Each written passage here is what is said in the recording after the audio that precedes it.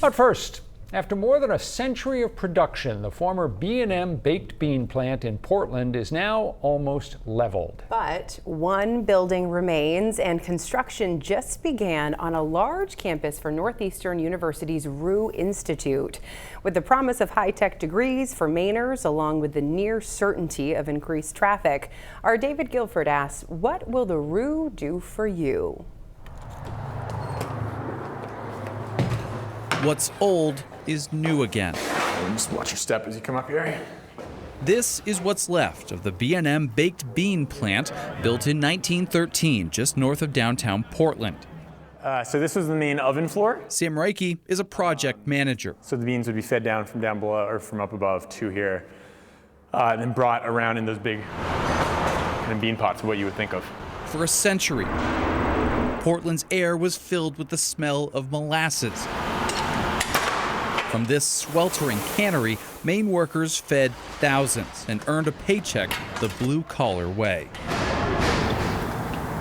Now, the bones are still good, so its new phase in life will be hosting students who plan to lead the next Maine economy, from beans to brains. We've got something that's working, and we're at a point where we can confidently put a stake down and say, let's make this permanent. On a sunny September morning, Boston-based Northeastern University broke ground on a sprawling campus for its Roux Institute, founded in 2020 and currently working out of the WEX complex downtown. We hope this spectacular new campus can be an expression of our unwavering faith that Maine and its citizens have a bright future. Our mission is to be a catalyst for Maine's future economy, and we expect that this campus can be a driver and a seed of innovation and impact for the next 100 years. Chris Mallett is the Roux Institute's chief administrative officer. His office sent detailed renderings of the campus to come, including what the Bean Building will look like, bike trails and a pier open to the public, and what appears to be the rooftop Christmas lights that have greeted travelers each winter.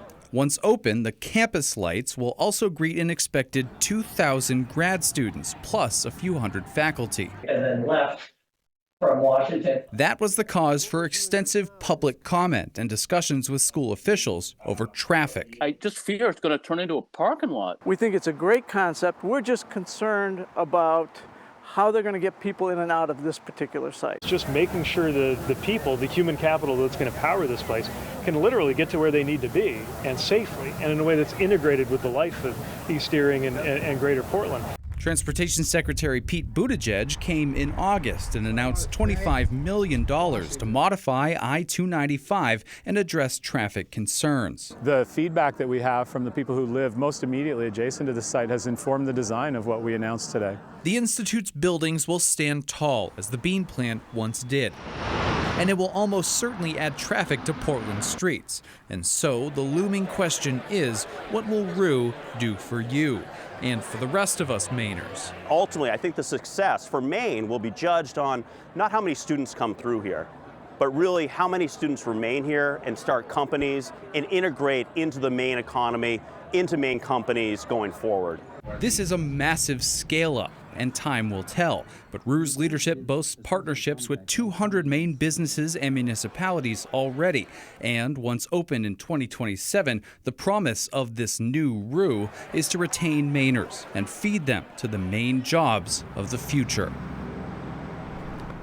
So the folks at Northeastern also boast relationships with multiple Maine schools, including Bowdoin and UMaine. Leaders at Roux tell us one reason for these successful partnerships is that the Roux Institute focuses only on graduate programs in very specific technology fields. There's no student poaching, but instead the possibility of retaining them in the state for their graduate degrees.